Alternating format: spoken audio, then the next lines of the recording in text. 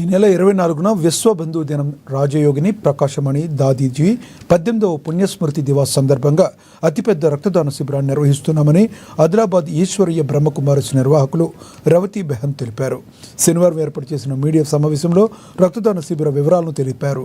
దేశవ్యాప్తంగా పెద్ద ఎత్తున కార్యక్రమాలు జరపనున్నట్లుగా ఆమె తెలియజేశారు.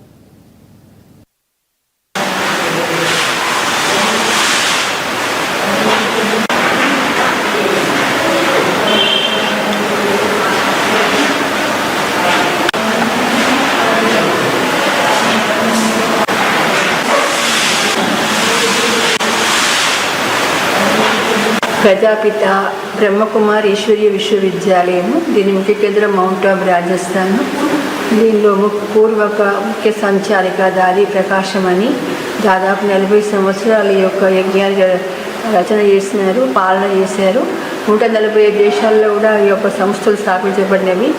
దాదీజీ 18 వర్గీకరణ సేవలు కూడా చేశారు.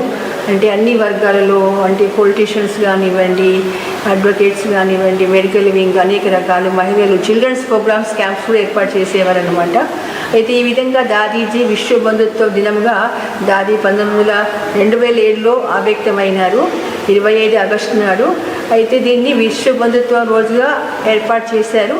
దాదీ ఎప్పుడైతే అవ్యక్తమైనారో, దాదీ అవ్యక్తమైన తర్వాత కూడా చాలా సేవలు జరగడం జరిగింది. అయితే ఈ సంవత్సరము స్పెషల్గా ఏంటంటే, దాదీ అవ్యక్తమైన రోజున 24 నాడు మనం ఒకటి బ్లడ్ డొనేషన్ అనమాట, రక్తం దానం చేయడము, దాని గురించి ఇక్కడ కార్యక్రమం ఏర్పాటు చేశాము స్థానిక కేంద్రమైనటువంటి ఆదిలాబాద్ సంస్థలో.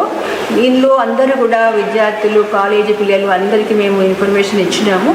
ఈ రక్తదానం వల్ల ఏమవుతుందంటే వాళ్ళ యొక్క ఆరోగ్యం కూడా బాగుంటుంది, మళ్ళీ కొత్త కణాలు ఏర్పడతాయి, క్యాన్సర్ నుండి ముక్తి అవుతాయి, అనేక రకాలైనటువంటి హెల్త్ ప్రాబ్లం కూడా తొలగిపోతాయని డాక్టర్ల ద్వారా అనేకమైన విషయాలు తెలుసుకొని మేము మార్నింగ్ క్యాంప్ ఏర్పాటు చేశాము. డాక్టర్స్ బృందం కూడా వస్తుంది. మళ్ళీ రెండవది, దాదీజీ యొక్క శ్రద్ధాంజలి కార్యక్రమం రాత్రి మార్నింగ్ 12 గంటలకు ఏర్పాటు చేయడం జరిగిందనమాట. ఈ యొక్క శ్రద్ధాంజలి కార్యక్రమంలో కూడా దాదాపు 300 మంది అక్కయ్యలు, అన్నయ్యలు వస్తున్నారు. అయితే ఈ రక్తదానం గురించి తప్పకుండా యూత్ ఎవరికైతే మంచి హెల్త్ ఉంది వాళ్ళు చేయగలుగుతారు. అంటే దీని దానం వల్ల ఎంతో వేరే వాళ్ళకి ప్రాణదానం కూడా ఇవ్వచ్చు. అందుకని మీ అందరికీ కూడా మరి మనస్ఫూర్తిగా మేము కోరుతున్నాం అన్నమాట. ఈ కార్యక్రమంలో పాల్గొని మీరందరూ